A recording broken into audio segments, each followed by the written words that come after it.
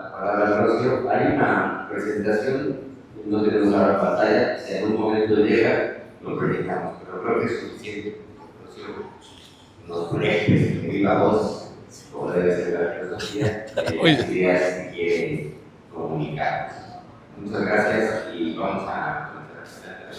Muchas gracias. Gracias, querido Jorge. Pues muchas gracias a mi querido colega, amigo Jorge Linares, su trayectoria académica y la mía son, no paralelas, porque la mía es mucho más vieja, pero sí convergentes, ¿no? Él fue también coordinador del posgrado de Filosofía de la Ciencia, director de la Facultad de Filosofía y Letras, presidente de la Asociación Filosófica de México, etc. Bueno, pero no voy a presentar a Jorge, pero le agradezco mucho. Y también déjenme agradecer, además de él, al doctor Andrés Merejo y al doctor Javier Echeverría, pues el honor que me conceden de dar esta conferencia de clausura, que, bueno, no de diferencia de clausura, porque clausura nunca es grato, ¿verdad? Esta conferencia de fin y comienzo, sobre todo de comienzo de la Asociación Iberoamericana de Filosofías de las Ciencias y las Técnicas, como me acaba de precisar el doctor Linares.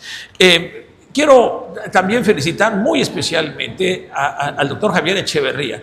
Ayer en su homenaje, más bien en la respuesta o en el comentario que hacía la doctora Pérez Ranzanz en su homenaje, decía de Javier, es alguien que hace que acontezcan las cosas. Y recordemos el comienzo del Tractatus. El mundo es lo que acontece, ¿verdad? Entonces es alguien que hace mundo, ¿no? Recuperando esa idea. Y bueno, recuerdo una cena, Jorge, que nos invitó Jorge, no sé hace cuántos años, no muchos, ahí en la colonia Roma, en una visita, en la que los tres pues, comentamos y se pergeñó, sobre todo a raíz de la iniciativa de ellos, la creación de esta Asociación Iberoamericana de Filosofías de las Técnicas, de las Ciencias y las Técnicas. Y fue una muy grata sorpresa con la presentación en el homenaje de Eulalia, darnos cuenta que las mujeres nos habían antecedido en esto por muchos años. Felicitaciones y ejemplo para todos nosotros, ¿no?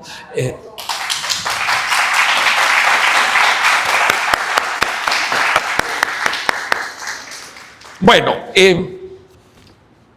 yo quisiera dedicar esta conferencia a tres grandes filósofos de la ciencia iberoamericana, que fueron mis profesores, no son los únicos grandes, pero fueron mis profesores y quienes principalmente me formaron.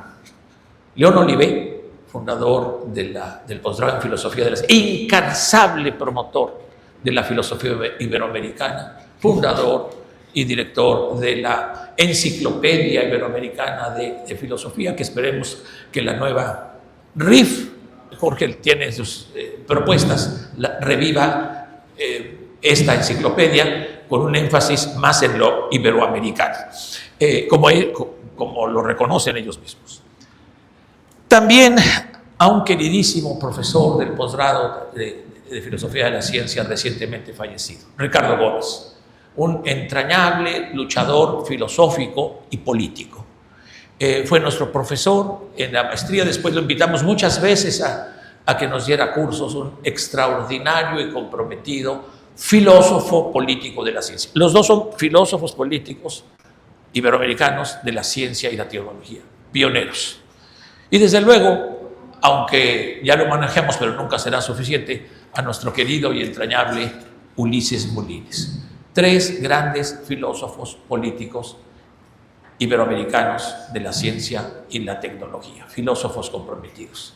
También quiero traer a la memoria a colegas muy apreciadas, a colegas muy apreciadas, mujeres, recientemente fallecidas.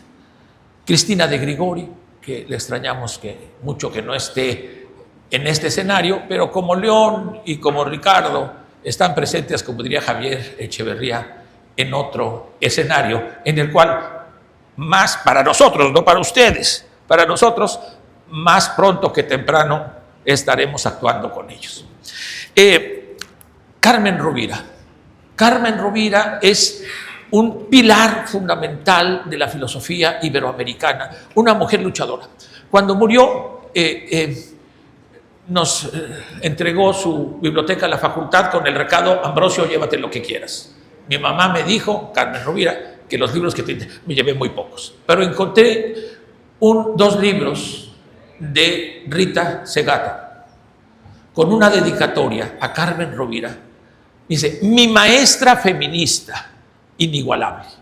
Me impresionó. Carmen Rovira jamás dijo que era feminista, pero toda su vida y toda su práctica, empezando con su gran maestro Gauss, que pensó que el matrimonio y la maternidad iban a acabar con su carrera filosófica, así lo escribe Gauss a Alfonso Reyes, demostró todo lo contrario, todo lo contrario.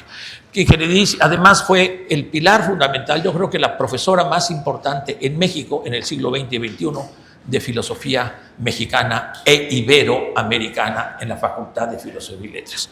Con todo cariño y admiración a Carmen Rovira.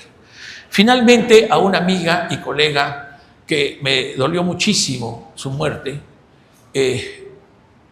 profesora de la Preparatoria Nacional de la Universidad Nacional Autónoma de México, profesora de la Facultad de Filosofía y Letras, profesora de esta universidad, dominicana ella, Roselena Pérez de la Cruz.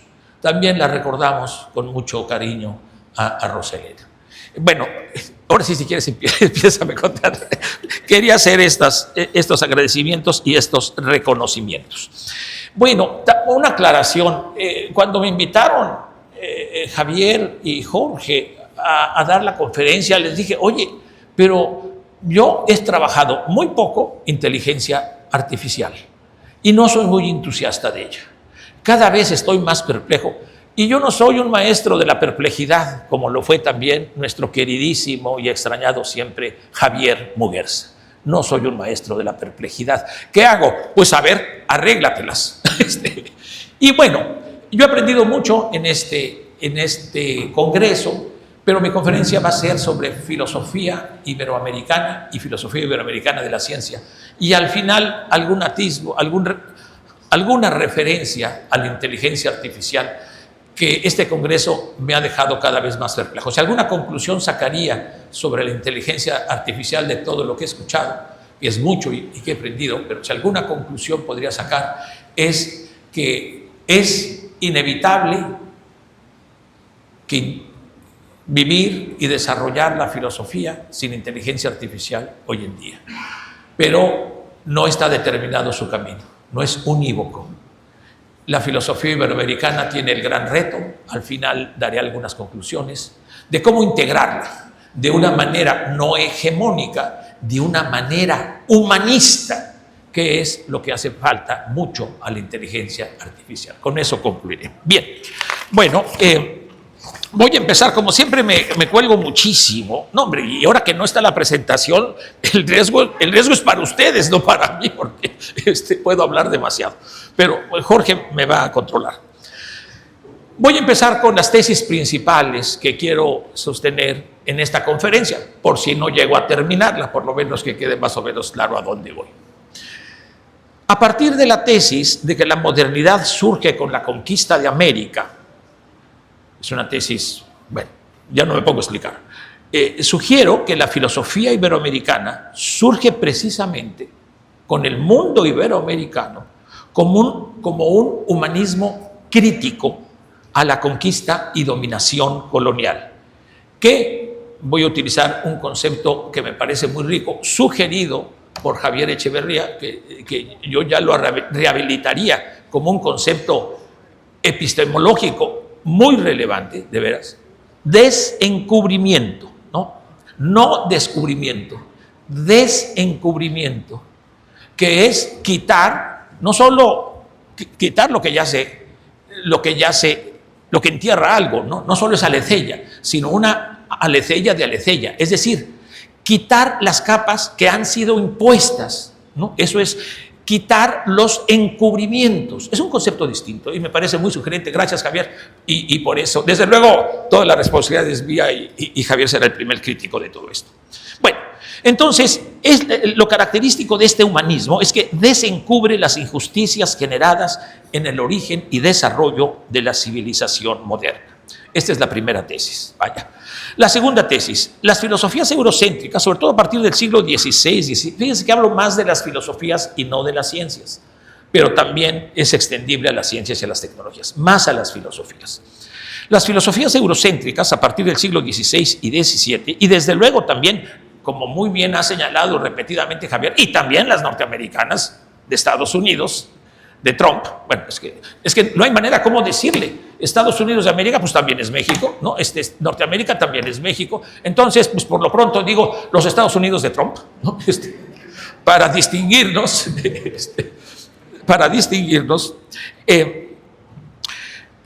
por el contrario, la mayor de las veces han contribuido a encubrir y justificar el colonialismo y el poder autoritario a través de lo que llamo falacias epistemocráticas. En algún momento explicaré el concepto.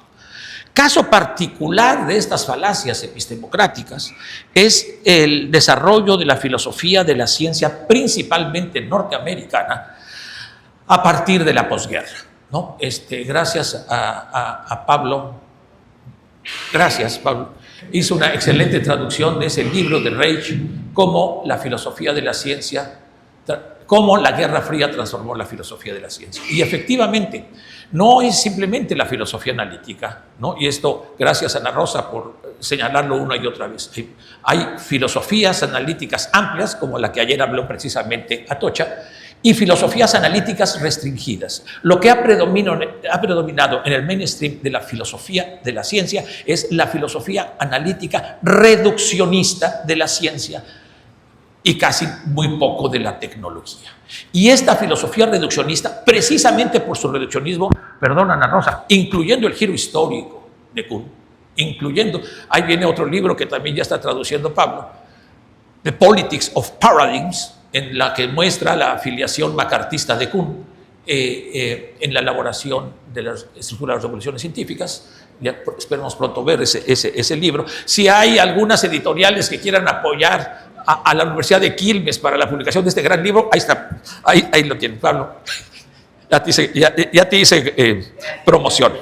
Bien, entonces, precisamente por descontextualizar, por aislar el contexto social, político, económico, cultural de la ciencia y la tecnología, han contribuido al encubrimiento de las funciones hegemónicas y de dominación que ha cumplido la ciencia y la tecnología, sobre todo a partir del contrato social de la ciencia. Muy significativo el nuevo contrato social de las tecnociencias y la inteligencia artificial que Daniel nos hizo en la conferencia inaugural.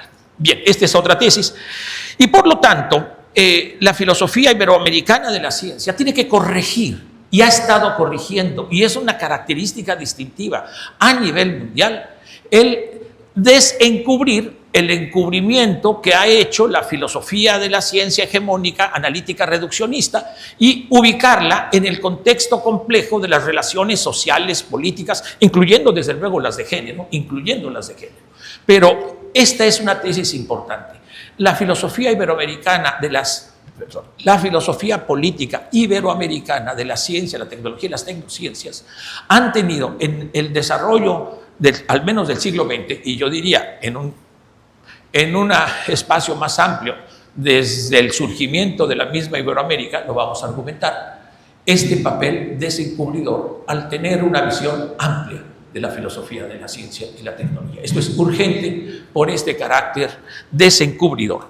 Bueno, además, la filosofía política iberoamericana de la ciencia tiene la misión de proponer lineamientos para nuevos paradigmas cognoscitivos, ya que el paradigma hegemónico, voy a dialogar con muchos colegas iberoamericanos, varios de aquí presentes, no han cumplido las promesas que Bacon o que la Ilustración hacía de la ciencia y la tecnología, sino todo lo contrario. Tenemos que pensar en nuevos paradigmas desde Iberoamérica. Y esos nuevos paradigmas son indispensables para construir utopías propias, utopías autóctonas. Y aquí me voy a referir, en realidad mi conferencia es un diálogo con filósofos iberoamericanos, me voy a referir a uno de los humanistas más importantes de Iberoamérica, dominicano y mexicano, iberoamericano, Pedro Enríquez Ureña. Hace 100 años, precisamente, Pedro Enríquez Ureña escribió la utopía la utopía americana. Y yo espero que aquí en Ciudad Dominicana seguramente habrá acciones de conmemoración, reflexión sobre ese gran escrito al cual me voy a referir de Pedro Enríquez Ureña. Bueno, en estos nuevos paradigmas considero, y esta es la última tesis, creo que ya se me acabó el tiempo, ¿verdad? Voy en la primera página. Bueno, pero quería concluir el panorama general, por lo menos ya se queda con una idea general. En la realización de estas, en la construcción de estos nuevos paradigmas, yo les voy a llamar cognoscitivos, no solo de ciencia y tecnología, sino de ciencia, Alfredo Marcos insistía, artes, humanidades, y también conocimientos comunitarios, tradicionales, populares, particularmente, y sobre todo de los pueblos originarios, que también en Europa hay pueblos originarios, de nuevo Javier me lo ha dicho, ojo, que los vascos, ahí nos damos un tiro con los que se llaman mesoamericanos, ¿verdad? De antigüedad. Entonces, con todos los pueblos originarios, rescatar esas cosmovisiones que son filosofía también, que son filosofía. Son indispensables, pues, sobre todo porque estas concepciones lo que promueven es una concepción del buen vivir. Mi profesor Tzotzil, Manuel Bolón, utiliza la palabra Lequil Cuxdejal, el concepto Tzotzil, que es buena vida en armonía con la naturaleza, en concordia con la naturaleza. Y esto es algo que al paradigma hegemónico nunca le ha preocupado. Todo lo contrario, dominar y explotar la naturaleza y de paso a la humanidad en lo que sea necesario. Las concepciones de los pueblos indígenas son totalmente opuestas a esta. No puede haber buena vida para la humanidad si no es con armonía con la naturaleza. Esta es una lección que creo que tenemos que aprender de estos pueblos originarios. Esa es la introducción y ya lo demás son notas al pie de página. Bueno, perdón, empiezo. Santo Domingo. Entonces, si tiene razón las teorías, o si ya le expliqué, voy a ir leyendo más rapidito. ¿Cuánto tiempo llevo? Bueno, me apuro. Uy, tan poquito. Bueno, entonces me apuro. Santo Domingo y el origen iberoamericano, el origen de Iberoamérica y de la modernidad. Esto es algo muy importante. El origen está aquí. Esta es una tesis que han desarrollado, entre otros, Enrique Semos, gran historiador mexicano, Enrique Dussel, que también un gran filósofo iberoamericano, Enrique Dussel, recientemente fallecido, por cierto, Wallerstein, Aníbal Quijano, Castro Gómez, entre otros muchos. El origen no es Europa, el origen es la conquista y dominación de Europa sobre América. Este es el origen de Iberoamérica y del Nuevo Mundo, porque crea por primera vez un sistema mundo. Este concepto tan interesante de Wallerstein, sistema mundo. Entonces tenemos que, utilizando de nuevo, y digo, perdón, aquí lo que quiero es destacar las contribuciones de filósofos iberoamericanos, no es pretensión de erudición ni mucho menos. Un concepto muy sugerente de otro filósofo iberoamericano muy importante que ha contribuido mucho a la comunidad iberoamericana, Oscar Nudler. Y entonces el concepto de refocalización de Oscar me parece muy, muy sugerente. Entonces tenemos que refocalizar toda la historia de la modernidad a partir de Iberoamérica, empezando por esta isla. Déjenme, por cierto, encontré que el nombre original de esta isla es Quisqueya, no sé si está en lo correcto, y que significa madre de todas las tierras. Por cierto, no dejen de ir al Museo Taíno, es una maravilla, está aquí cerquita, ¿verdad? No dejen de ir, en la Casa del Cordón, para ver el esplendor de esa civilización originaria que fue borrada por el contacto, como dice Pedro Enríquez Ureña, con los españoles. Voy a ir a esa cita en un momento. No de todos, siempre, como voy a decir, hay de todos en todas las naciones, Hay dominadores, hay colonialistas dentro de América y fuera de América. Hay emancipadores y críticos dentro de América y fuera de América, y particularmente en España. Dice Pedro Enríquez Ureña en un ensayo: el primer país colonizado por los españoles en el Nuevo Mundo fue la isla de Santo Domingo. Colón describe a la isla: la española es maravilla. Sigue la cita de Pedro Enríquez Ureña. En pocos años, la isla fue colonia importante, y dentro de las expediciones de conquista y colonización de las islas vecinas y de la tierra firme, encubrimiento, aparente, encubrimiento le llamo yo, aparente, el concepto claramente, es de Enrique Dussel, América la conquista es un encubrimiento, no es ni descubrimiento, ni invención, ni encuentro, es encubrimiento. Y ahora, pues con esta sugerencia de Javier Echeverría, tenemos esta otra propuesta, no del contacto, sino de la filosofía como desencubrimiento. Bien, dice, bajo esta aparente prosperidad, yo agrego encubrimiento, sin embargo existían los gérmenes de inmediata decadencia. La isla se hallaba poblada por indígenas del grupo Lucayo. El contacto con la civilización española los aniquiló. Fin de la cita de Pedro Enríquez Ureña. Perdón, voy a ir poniendo aquí. No, mejor abajo, porque si aquí van a volar, lo voy a hacer. Ay, mira, aquí, gracias, te agradezco mucho. Aquí mismo en Santo Domingo también tuvo su inicio el humanismo iberoamericano, con el legendario grito de Fray Antón de Montesinos. En aquel sermón del 21 de diciembre de 1511, los misioneros dominicos denunciaron la violencia, explotación y exterminio de los habitantes naturales de la isla, y esa denuncia fue el primer desencubrimiento de la barbarie de la conquista y la dominación colonial. Ese grito se escuchó en todo el mundo y todavía hoy sigue resonando.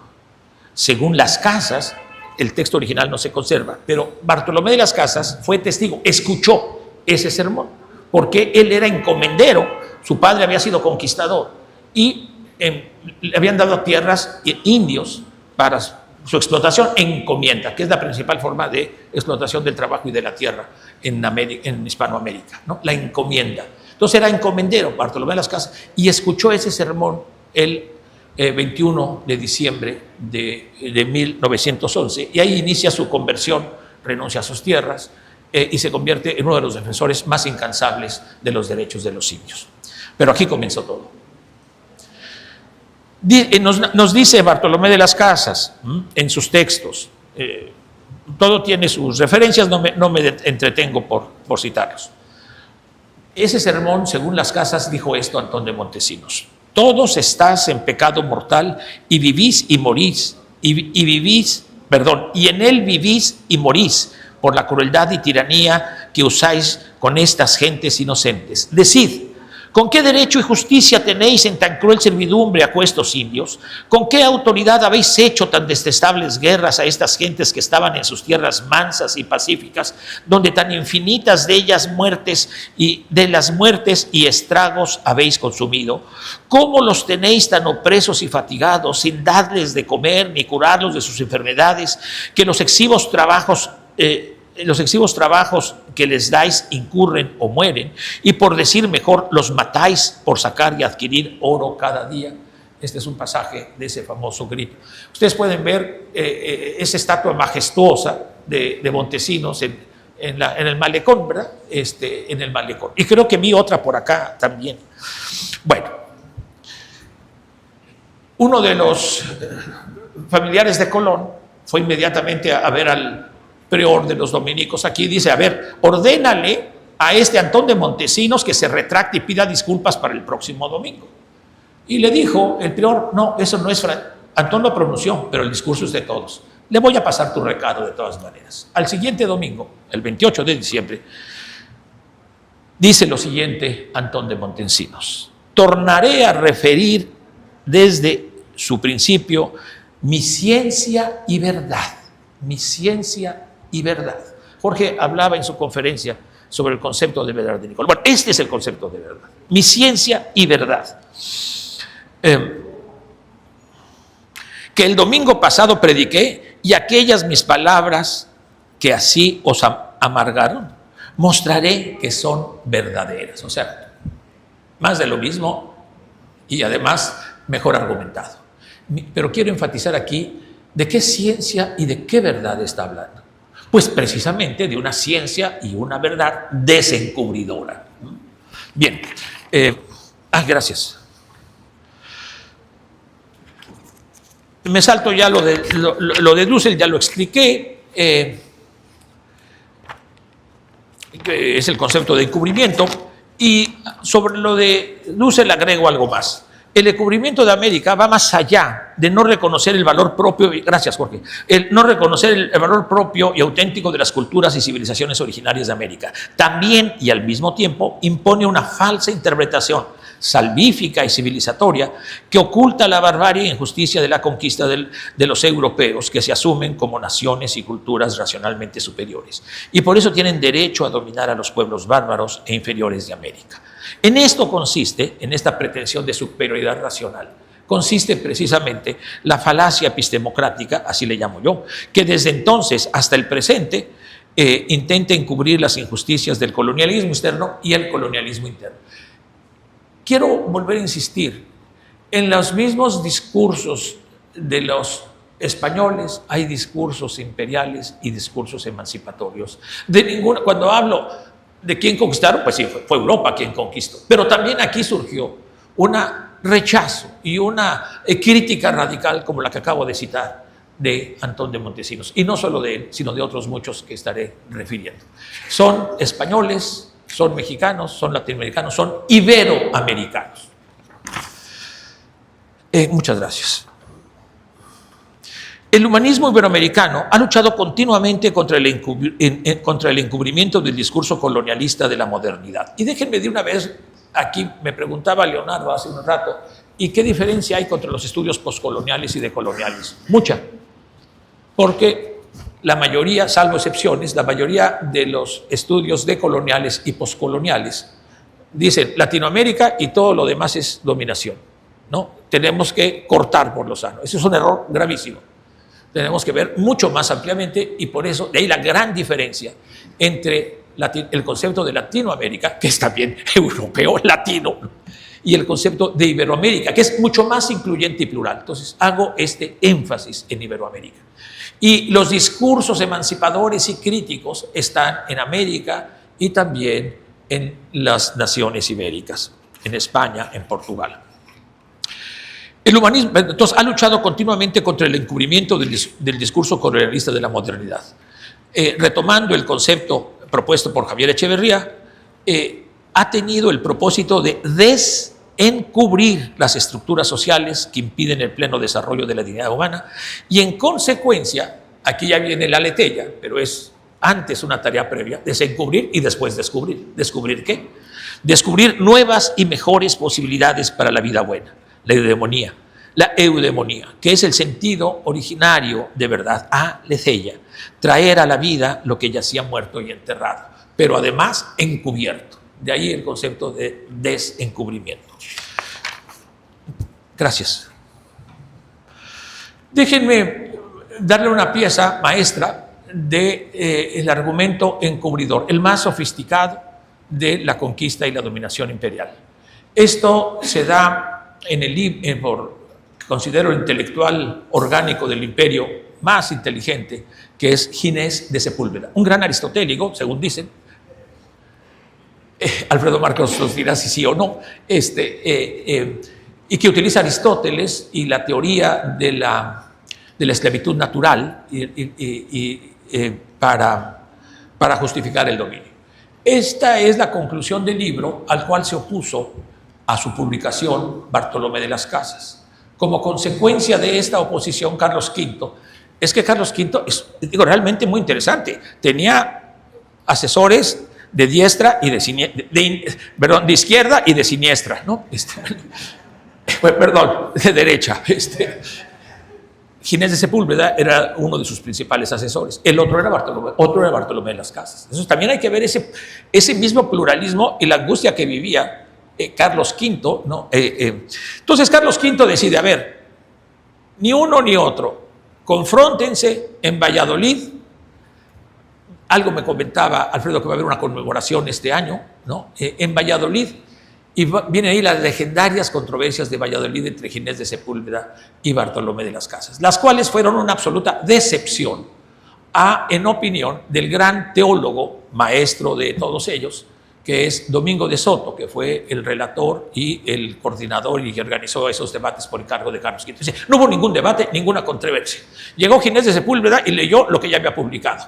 Y al día siguiente o 2 días después llegó Bartolomé de las Casas y dijo las críticas que ya había hecho y se finí. Bueno, con eso fue suficiente para provocar una larguísima controversia hasta nuestros días. Voy con Ginés de Sepúlveda.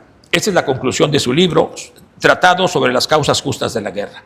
4 son las causas en que es la conclusión. Entonces, esa manera de un diálogo entre Demócrates y Leopoldo, un diálogo totalmente fingido, ¿no? A ver, Leopoldo, ¿entendiste? A ver, repíteme. Entonces, repite Leopoldo. 4 son las causas en que fundas la justicia de la guerra hecha por los españoles a los bárbaros. La primera es que, siendo por naturaleza siervos, los hombres bárbaros, incultos e inhumanos se niegan a admitir la dominación de los que son más prudentes, poderosos y perfectos que ellos. Dominación que les traería grandísimas utilidades a los bárbaros mismos. Es una cuestión de derecho de los bárbaros, es por el bien de los bárbaros. Además, cosa justa por derecho natural es que la materia obedezca a la forma, el cuerpo al alma, el apetito a la razón, los brutos al hombre, la mujer al marido, textual, la mujer al marido, los hijos al padre, lo imperfecto a lo perfecto, lo peor a lo mejor, para bien universal de todas las cosas. Este es el orden natural, universal, que la ley divina y eterna manda observar y que se conoce a través de la ley natural, de la cual el justnaturalismo es este justnaturalismo unívoco. Yo asocio mucho estos inicios del discurso imperial universalistas, ¿no? De un orden natural que se conocen a través de leyes naturales, un antecedente directo de la ciencia moderna. Ya no va a ser, inclusive, bueno, ya no me meto con la relación de la teología, pero muy cercano también a la teología. O sea, este discurso del orden universal y de una ciencia del universal tiene su origen, a mi manera de ver, también en Iberoamérica. Y posteriormente será desarrollado en Francia, en Inglaterra, en Alemania. Pero este discurso para mí es un antecedente directo a nivel del paradigma de conocimiento de la ciencia moderna.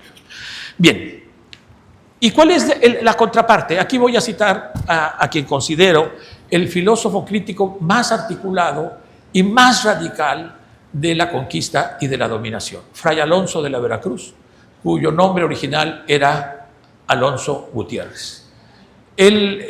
Bartolomé de las Casas no estudió en Salamanca.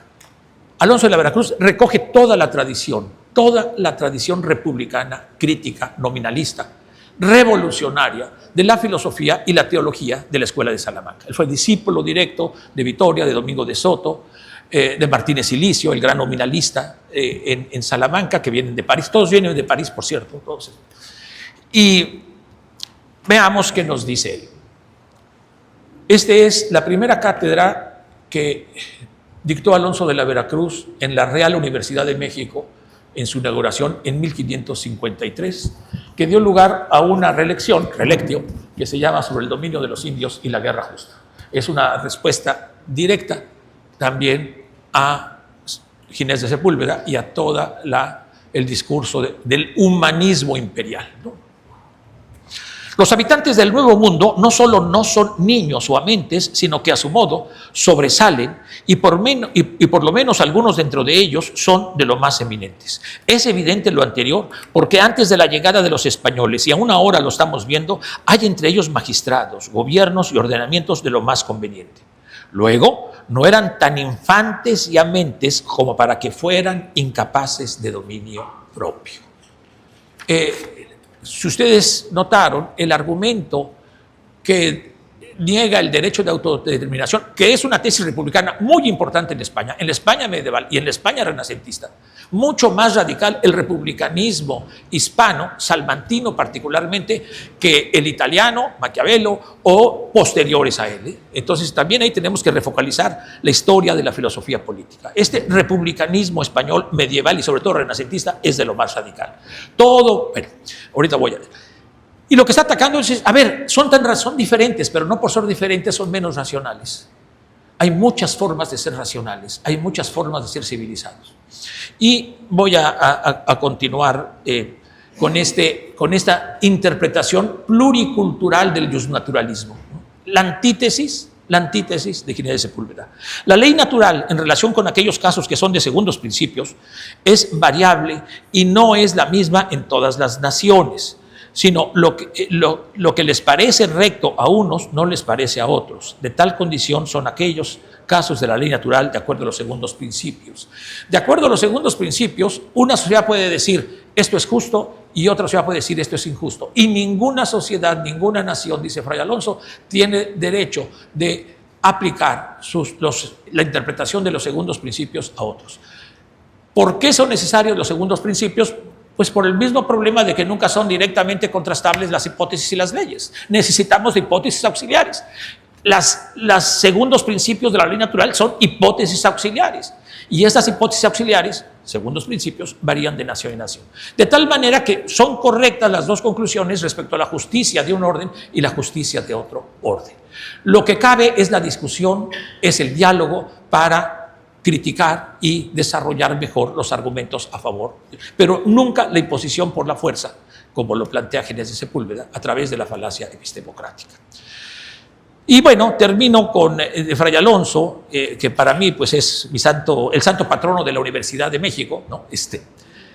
Fíjense esta tesis republicana radical. Es necesario que si alguien tiene dominio justo, este sea por voluntad de la comunidad misma, la cual transfiere el dominio a otros, tal y como sucede en el Principado aristocrático. Eso es 1553, y antes lo había dicho Vitoria, y antes en el siglo XV lo había dicho Alfonso de Madrigal el Tostado. Desde 1436 están estas teorías republicanas radicales. Lo mismo, la cual transfiere el dominio a otros, tal y como sucede en el Principado aristocrático o en el democrático, a uno solo, como sucede en el Principado moral. Ahí está el contrato político que no social, ¿no? Con toda claridad de carácter republicano. Todo poder legítimo proviene de la voluntad libre y expresa del pueblo o comunidad sobre la que se ejerce poder. El Papa no tiene ningún poder y ni proviene de Dios en lo más mínimo, ¿no? Esta es una teoría republicana radical de tu Universidad Ana, de Salamanca.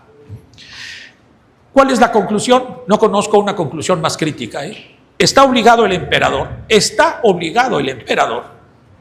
a reparar todo el daño que han sufrido aquellos infieles que vivían pacíficamente y a restituirles todo lo que les fue quitado. Y la misma obligación tienen todos los capitanes y soldados que tomaron parte en estos daños y despojos. Bartolomé de las Casas no tiene esta radicalidad, por una simple y llana razón. Aceptaba la validez de las bulas alejandrinas, de donación perpetua, del poder perpetuo y absoluto a los reyes católicos y sus herederos. Alonso de la Cruz jamás aceptó el poder terrenal del Papa. Bueno, y aquí ya llevo media hora, voy a apresurar porque voy en la página 11. Bueno, aquí viene un poco esta idea. Considero que la teoría justnaturalista universal y unívoca del siglo XVI es un antecedente inmediato del paradigma moderno basado en la ciencia, que se desarrollará a partir del siglo XVII en el norte de Europa, y al igual que el justnaturalismo imperial, al asumir el conocimiento verdadero del único y verdadero orden natural y social, Descartes, Hobbes, sobre todo Hobbes, ¿no? Se adjudica una capacidad, utilizo la expresión, más adelante lo voy a citar, de Alfredo Marcos, omnisciente y omnipotente. De esta manera, el paradigma epistemológico de la racionalidad, basado en la ciencia y la tecnología, también recurrirá o incurrirá a la falacia epistemocrática para justificar y encubrir la dominación colonial, la explotación de los seres humanos y de la naturaleza, muchas gracias, a nivel colonial. Traigo varias citas aquí, algunas de Husserl, otras voy con me salto la de Husserl sobre esta, cito a Husserl sobre la ciencia moderna. La modernidad incipiente ve en las matemáticas el prototipo de ciencia auténtica y verdadera. Ella aspira audazmente a una matemática universal, una ciencia universal de la naturaleza, leyes universales de la naturaleza que aspiren a un sistema deductivo, a reducir la multitud infinita de los hechos individuales. Fin de las diferencias. Y creo que aquí, de nuevo, estamos esperando un gran libro que está haciendo Javier Echeverría sobre el barroco de Leibniz y el barroco de Sor Juana. Dos visiones absolutamente opuestas a esta visión del orden único del universo. Y va a ser sin duda una revolución en la historia de la filosofía. Y déjenme citar ahora esta, me parece, más incisiva cita de Alfredo Marcos. La modernidad nos enseñó a orientar nuestras vidas mirando hacia el futuro, pues se suponía que la ciencia lo predecía y la tecnología lo controlaba. Hoy sabemos que no es así, El autoatribuirse capacidad visionaria adquirirá también una cierta autoridad, incluso un poder represor y coactivo. Alfredo Marcos, en un excelente artículo sobre el COVID, con COVID y sin COVID, la vulnerabilidad humana. Y termino y también recordando con mucho cariño, admiración y reconocimiento a Fernando Broncano, ¿no? Un gran también filósofo político iberoamericano de la ciencia, ¿no? Históricamente, dice Fernando, las relaciones entre epistemología política y política han sido cambiantes dentro de un esquema que podemos calificar como moderno. El programa baconiano cartesiano del siglo XVII convencerá a la sociedad de entonces y hasta la de ahora de la importancia del conocimiento como fuente de poder y de beneficio social, ¿no? De nuevo es lo que llamo la falacia, muchas gracias, la falacia epistemocrática. Algunas voces se inconformaron, muy pocas, entre ellos me encanta mucho citar a Rousseau en plena Ilustración. En ese famoso discurso sobre las ciencias y las artes del concurso de la Academia de Dijon de 1749, dice Rousseau: pero si el progreso de las ciencias y de las artes no ha añadido nada a nuestra verdadera felicidad, sí ha corrompido nuestras costumbres. Lo que preguntaría, y esto ha sonado mucho en este congreso, sobre los riesgos y realidades de la IA. Me refiero nada más, por ejemplo, al libro Tecnopersonas de Javier Echeverría y de Lola Almendros. Ha corrompido nuestras costumbres. Las tecnopersonas dificultan mucho virtudes esenciales para la buena vida civil y para la vida buena, ¿no? Entonces, esto que decía Rousseau creo que tiene plena vigencia también hoy en día con las IA. Me voy a saltar porque ya es mucho. Tenía unas referencias. Bueno, es que es Clavijero. Clavijero es un autor importantísimo. Clavijero.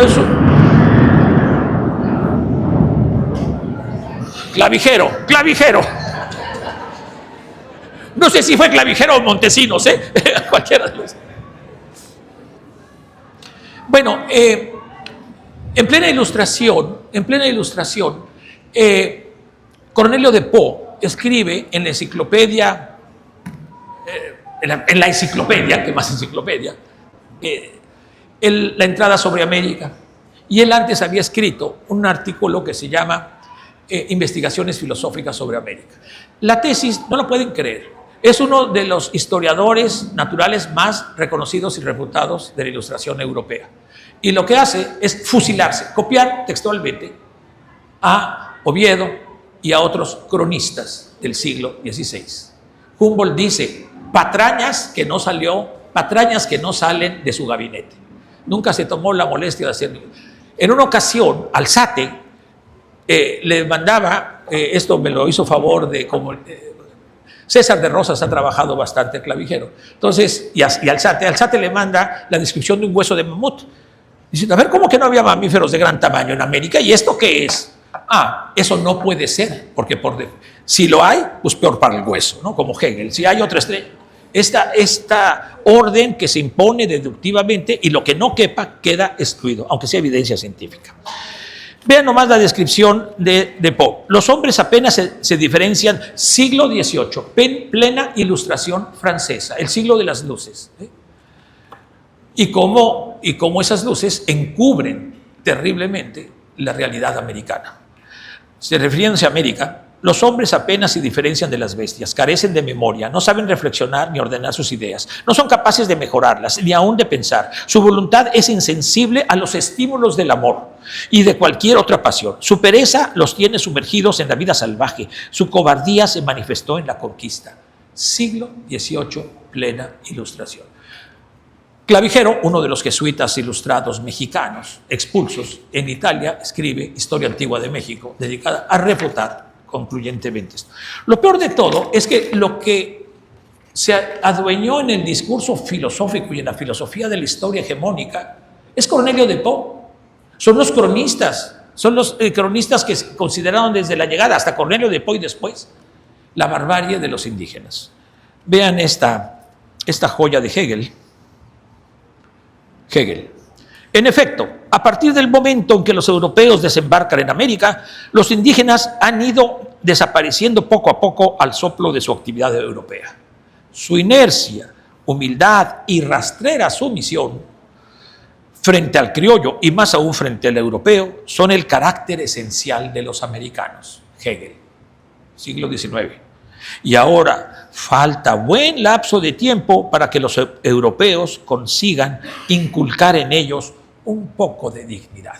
Bueno, ese es el discurso encubridor que ha predominado, que no digo el único ni mucho menos, el que ha predominado en la filosofía, no solo de la ciencia, sino también la filosofía de la historia, en el discurso. No, desde luego no es el único. Kant matiza un poquito más, pero sigue con esa misma idea de que no hay un desarrollo como en Europa. Por argumentos más que no voy a detener ahorita. Bien. Desde luego, bueno, apresuro el paso, ¿no? Ok. Ay, miren, sí, déjenme citar a Gauss, porque Gauss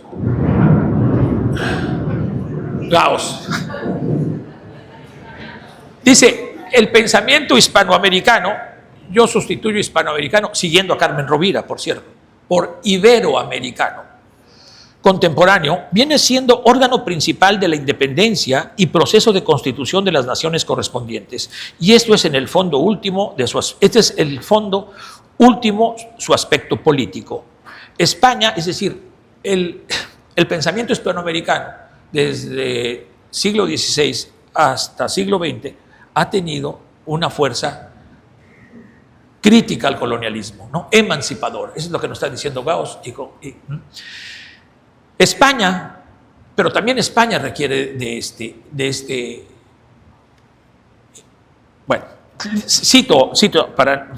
España es la última colonia de sí misma, dice Gauss, que permanece colonia de sí misma, eso está en el franquismo, desde luego, que permanece colonia de sí misma, la única nación hispanoamericana que del común pasado imperial queda por hacerse independiente, no solo espiritual, sino también políticamente. Bueno, Gauss estaba equivocado, no respecto a España, respecto a América. En la misma situación está toda Latinoamérica, porque si bien nos hemos independizado, el colonialismo interno sigue siendo más opresor. El colonialismo al interior de cada estado o nación sigue siendo más opresor, como muy bien señala y argumenta y desencubre Pablo González Casanova con ese gran concepto de colonialismo interno. Bueno, hasta aquí este papel desencubridor, ya me aproximo al final, y ahora desencubridor de la filosofía iberoamericana. Ahora voy a la otra parte, la utopía. Hace 100 años, el humanista dominicano Pedro Enríquez Ureña escribió el ensayo La utopía americana, que reivindica el género de la utopía con un carácter americano y anticolonial, con base en la pluralidad cultural. Lo distintivo de Iberoamérica es la pluralidad cultural. Lo distintivo del pensamiento iberoamericano para Gauss es lo que él llama eclecticismo sin límites. Lo distintivo del pensamiento iberoamericano es lo que Bolívar Echeverría llama etos barroco. Y todo esto tiene de nuevo, ahí la gran relevancia del libro que estamos esperando de Javier. Dice Pedro Enrique Sureño: en el mundo de la utopía no deberán desaparecer las diferencias de carácter que nacen del clima, de las lenguas, de las tradiciones. Pero todas estas diferencias, en vez de significar división y discordia, deberán combinarse con matices diversos de la unidad humana. Nunca la uniformidad, ideal de los imperialismos estériles, sí la unidad de las multiánimes voces de los pueblos. Y aquí, pues no puedo dejar de avergonzarme del lema de nuestra Universidad Nacional Autónoma de México: por mi raza hablará el espíritu, en lugar de las multiánimes voces de México y de América. No podía dejar de darle un raspón a Vasconcelos. Y de paso, el gran filósofo iberoamericano, a mi juicio, no es Vasconcelos como lo pretende ser, es Pedro Enrique Sureño. Es Pedro, quien tenía un gran reconocimiento a las culturas originarias indígenas. Cuando se muere una lengua, se muere un mundo, y nos quita mundo, decía Pedro Enrique Sureño, cuando se muere una lengua indígena. Bien, Adolfo Sánchez Vázquez, refiriéndose a los grandes autores del barroco hispanoamericano, como Miguel de Cervantes y a Sor Juana Inés de la Cruz, considera que el pensamiento iberoamericano, en contraste con las filosofías y ciencias europeas, y sobre todo en un ensayo, para mí uno de los mejores ensayos sobre Sor Juana, de Adolfo Sánchez Vázquez, que se llama El sueño metódico de Sor Juana. Valora, es decir, el pensamiento iberoamericano, en contraste con la filosofía y ciencias europeas, valora más la fuerza creativa y transformadora del sueño y la utopía que la mera representación objetiva de la realidad que impone la ciencia moderna. En un análisis del poema filosófico de Sor Juana, Primero Sueño, Sánchez Vázquez se pregunta y responde: ¿pero qué es lo que busca el poeta en el sueño? Responde él mismo: busca las llaves del acceso a nuevas realidades, o mejor dicho, a la verdadera y plena realidad. Sigue Sánchez Vázquez diciendo: si bien la utopía es necesaria e insoslayable como la aspiración a la vida mejor, más digna y más libre y más igualitaria, no es suficiente. Y se pregunta en otro gran ensayo, Adolfo Sánchez Vázquez, El Quijote como utopía: ¿por qué fracasa Quijote? Y responde: Don Quijote fracasa también por la inadecuación de los ambiciosos fines que se propone realizar, nada más y nada menos que restablecer la Edad de Oro. Y aquí no puedo dejar, Atocha, de recordar, porque tú lo escuchaste, el discurso de clausura del homenaje a Adolfo Sánchez Vázquez por parte de Javier Echeverría, que fue precisamente sobre esta idea de Sánchez Vázquez sobre la Edad de Oro, donde todo era común, donde no existían las palabras tuyo y mío, dice Don Quijote. Entonces, que se propone realizar esa utopía, la Edad de Oro, y los raquíticos medios que dispone para ellos. Entonces, sí, necesitamos utopías, pero utopías realizables. Los medios adecuados para realizar las utopías iberoamericanas, como las que piensa Sánchez Vázquez, como las que piensan los pueblos indígenas, como las que piensa Pedro Enrique Sureña y muchos más, soñamos y deseamos, no pueden basarse solamente en el paradigma científico-tecnológico de la modernidad. Será un medio muy inadecuado, porque han probado sus consecuencias negativas.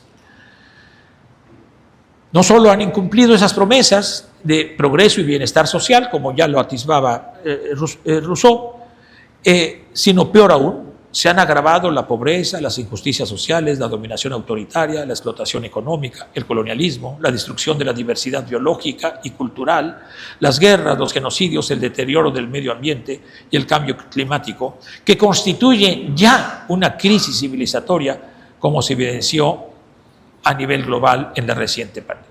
Requerimos nuevos paradigmas cognitivos adecuados para nuestras utopías pluralistas, populares, iberoamericanas.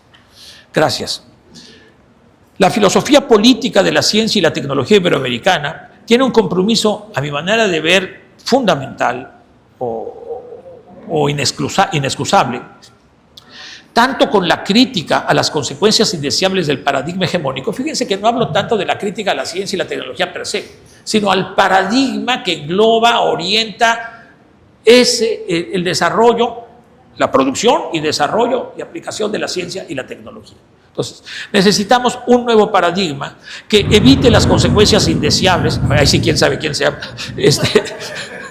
del paradigma hegemónico, como una propuesta, y tenemos ahí que proponer lineamientos para nuevos paradigmas que respondan auténticamente a las necesidades, valores y aspiraciones de los pueblos y naciones iberoamericanas. Esto lo comprendía Lide Gortari, y de nuevo le agradezco a César su observación sobre Lide Gortari.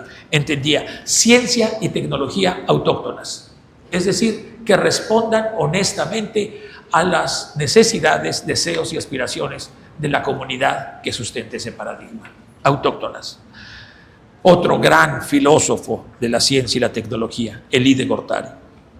Para realizar la tarea crítica desencubridora de las injusticias, de las injustas consecuencias del paradigma hegemónico, es indispensable adoptar una perspectiva amplia y pluralista. Creo que ya la hemos adoptado desde hace muchas décadas, la filosofía iberoamericana. Esta filosofía amplia, para utilizar el término de Alfredo, esta filosofía política de la ciencia y la tecnología y de los conocimientos en general, capaz de comprender el desarrollo de las ciencias, las tecnologías, las tecnociencias en sus interrelaciones sociales, culturales, políticas, etcétera, en contraposición con los enfoques hegemónicos de la filosofía de la ciencia, que siguen siendo hegemónicos. Basta ver los planes de estudio, no de nuestro posgrado de filosofía de la ciencia, gracias pues aquí a Jorge, a Tocha, a Ana Rosa y a Luis, que no sé si esté por aquí, que todos ellos fueron coordinadores del posgrado de filosofía de la ciencia,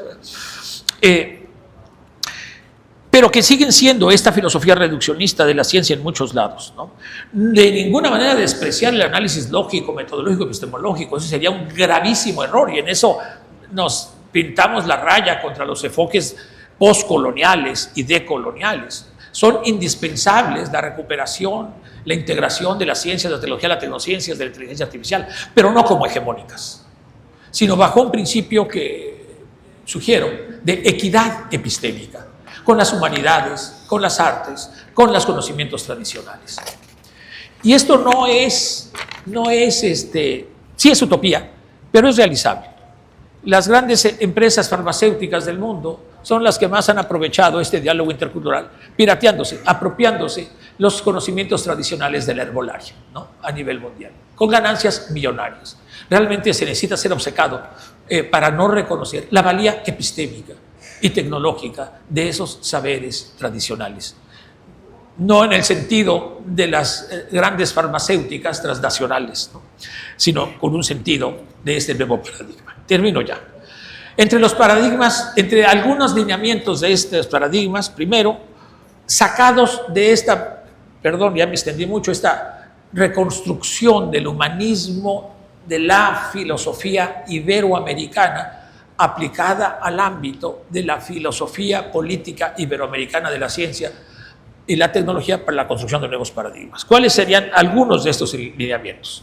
Pluralismo radical. El humanismo americano se ha confrontado durante 5 siglos con el paradigma científico y tecnológico.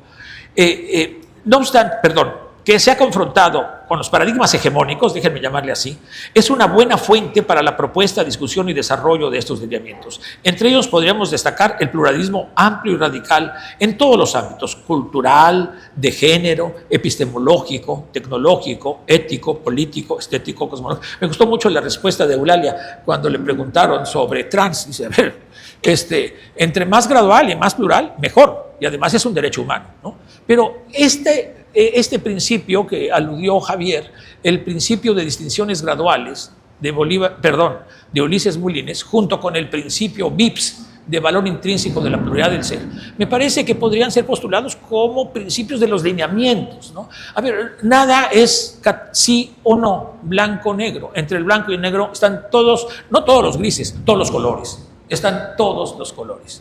Y como dice el principio Vips de Ulises, es bueno, es mejor que haya más cosas que haya más diversidad de cosas que una sola. Y este es un principio metafísico que dice Molines, y como tal, no sujeto a argumentación ni demostración filosófica, es metafísico. Bien, este pluralismo radical. Cito a nuestro querido León. León Olivé, claro está. La manera como se ejercita la capacidad humana que llamamos razón ha sido y es muy diversa. Y no hay buenas razones para pensar que en algún momento habrá una convergencia entre todos los seres humanos. Ni sería deseable, ¿no?, ese orden natural, ese conocimiento universal, ni sería deseable, pues conduciría al pensamiento único y eliminaría la riqueza de la diversidad cultural del planeta. León Olivé, El bien, el mal y la razón. Y creo que ya estoy, sí. Lineamiento 2, o algunas líneas, digo, no son lineamientos, ¿cómo le podría decir? Puntos heurísticos, ¿verdad? Lineamiento suena muy feo. Diálogo intercultural y equidad epistémica. Un segundo lineamiento derivado del anterior es el diálogo intercultural, que incluye, desde luego, los conocimientos científicos, tecnológicos, tecnocientíficos, la inteligencia artificial, que se han desarrollado durante la modernidad, pero también a las artes, las humanidades, los conocimientos tradicionales y populares, especialmente de los pueblos indígenas. Estas ya son las conclusiones, claramente. Todos estos conocimientos, saberes, pueden y deben dialogar y enriquecerse recíprocamente bajo un principio republicano de equidad epistémica que prevenga exclusiones, injusticias cognitivas y prácticas epistemocráticas. Y, por el contrario, propicien positiva valoración y aprendizaje entre la diversidad de conocimientos. Esta es la idea de equidad de John Dewey. Dice, no es equivalencia matemática, es consideración positiva y abierta al aprendizaje de todos los puntos de vista diversos. Este es lo que Dewey, y lo recupero de él, el concepto de equidad. Él habla de equidad en la democracia, yo lo transporto, y él también lo hace al ámbito de la ciencia.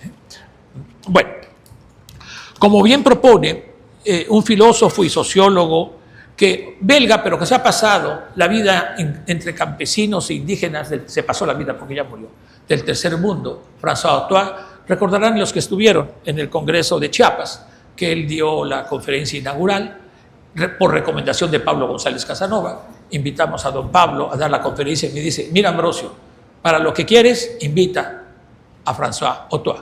Es quien más claro hoy en día tiene la imagen de qué paradigma necesitamos. Y dice, concluye, en un libro, François Autois, que se llama El bien común de la humanidad hacia nuevos paradigmas. Un pequeño, gran librito. Dar a todos los saberes, todas las culturas, las filosofías, las espiritualidades, la posibilidad de contribuir al bien común de la humanidad. Él pasó sobre todo su vida en Ecuador, en comunidades indígenas de Ecuador. Finalmente, considero que un tercer punto central es el rescate de conceptos, el concepto de buen vivir y concordia de los pueblos indígenas. El concepto Tzotzil Lequilcuxdejal, que puede traducirse como buen vivir, es muy relevante para la construcción de nuevos paradigmas interculturales fundados en la equidad epistémica entre diversos conocimientos y saberes. Como explica Manuel Bolón, filósofo y poeta tzotzil de Chiapas, Lequilcuxdejal es una conciencia colectiva e histórica a la vez epistémica, moral, religiosa, política, que es el fundamento del buen vivir comunitario en concordia con la naturaleza. Hay conceptos correspondientes en otros pueblos indígenas, como por ejemplo Sumac Kawasai en Aymara, y podemos encontrar muchísimos. Es una concordancia en este concepto de buen vivir, de armonía con la naturaleza. Creo que este sería otro de los puntos centrales. Y para terminar, ahora sí ya, para terminar, eso no lo traigo escrito, pero está aquí, no lo traigo escrito. Ay, ¿me ayuda? Es que no sé, agregué una lámina nada más. Bueno, para terminar, creo que sería muy bueno que este Congreso y sobre todo la Fundación, perdón, no me ayudas a poner, es que no sé cómo poner este Congreso y sobre todo la Fundación de la Asociación de Filosofía Iberoamericana de la Ciencia. Bueno, ya, no te preocupes, muchas gracias. De las ciencias y las tecnologías y las técnicas, que en unos momentos pasará a su fundación. Sería muy bueno que elaboraran un manifiesto. En otros congresos hemos elaborado manifiestos como conclusiones. Y recuerdo mucho cómo termina ese maravilloso manifiesto del Círculo de Viena. La ciencia sirve a la vida y la vida la coge en su seno. Ciencia, tecnología, y aquí habría que agregar, humanidades, artes, saberes populares, para el buen vivir, para la eudemonía, para el equilcus de Hall. Creo que esto debía de ser una idea central, junto con lo de pluralismo, diálogo plural, equidad epistémica, pero la idea del buen vivir, haciendo eco a ese manifiesto del Círculo de Viena, creo que es un compromiso de la filosofía iberoamericana de la ciencia y la tecnología. Muchas gracias.